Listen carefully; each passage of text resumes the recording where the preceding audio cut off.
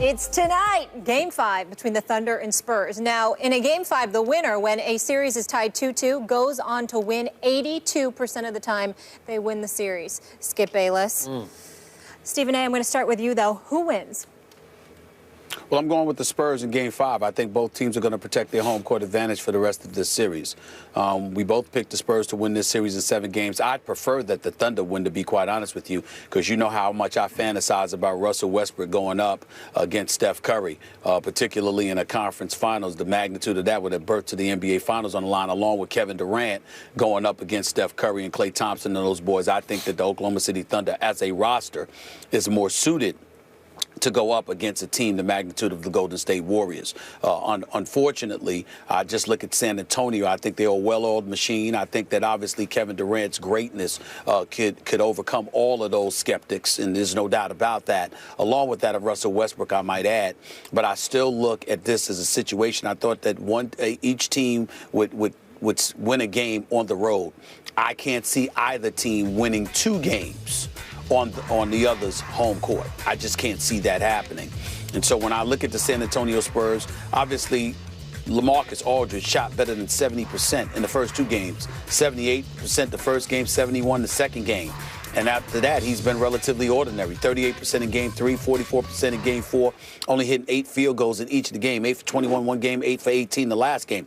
He's got to play better, especially with Tim Duncan. And if I have any trepidation, Skip, about the San Antonio Spurs in this series, is that I certainly expected more of Tim Duncan. Part of the reason I picked San Antonio is that I didn't expect Father Time to appear to so emphatically knock on the door of Tim Duncan at this stage. I didn't think that we'd see him go scoreless in an NBA playoff game, or not play in a fourth quarter. I'm shocked at what I'm seeing right now. Maybe he's not healthy. Maybe there's something we don't know, because you never know with the Spurs and Popovich and those guys. But I am shocked by that.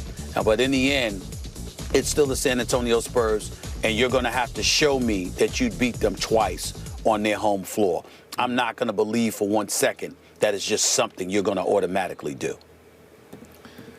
Forgive me for this, but I'm getting a little tired of your duplicitous predictions on this series, because I'm still convinced you're just trying to jinx my Spurs, because you admitted just then you are rooting for the Thunder to win this series. Is that not the case? I can hear it in your voice. I get it. I sense it. I know it. You know what? I wish I didn't have to make a prediction on this game. I wish I could just go watch it, though I'm going to watch it with maybe one eye closed, because this is it, man. The Spurs season rests on tonight. If they lose this game, it's going to be almost impossible to get back to San Antonio for Game 7. You and I are on that page. Okay. If they lose tonight, they're not winning Game 6. So this could be, dare I say, could be Tim Duncan's last home game in San Antonio, Texas. It's a mouthful that I just spoke. So what do I think?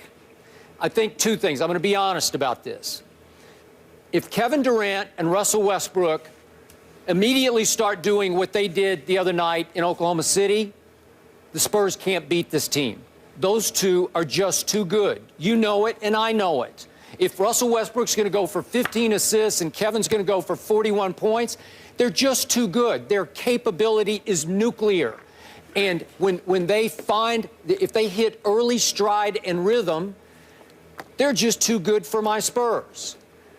But obviously, I'm sticking with my Spurs. And I'm going to point out that in this series, let's look at the games quickly. Game 1, a blowout for my Spurs in San Antonio. That will not happen again tonight.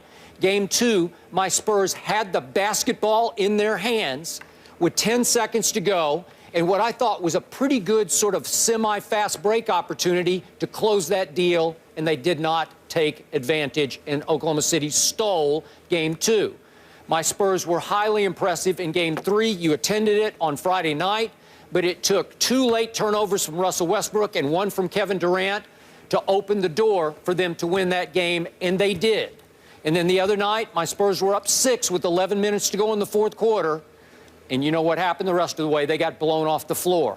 I'm a little concerned that they unleashed the OKC beast. I'm a little concerned that the Thunder are going to carry heavy momentum into this pivotal Game 5 back in San Antonio.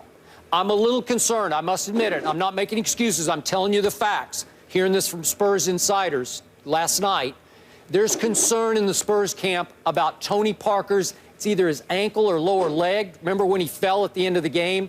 And he toughed it out and kept playing, but I'm sure there's some residue there. And also, and I'm more concerned with this one, Kawhi Leonard hurt his knee late in the game and toughed it out and kept going, and I'm not sure what the hangover effect is from that, how sore that knee might be going into this game. Yep. So those are two things that I'm watching at the start of the game to see how spry those two are, because if they're not, it's going to be a hard game to win.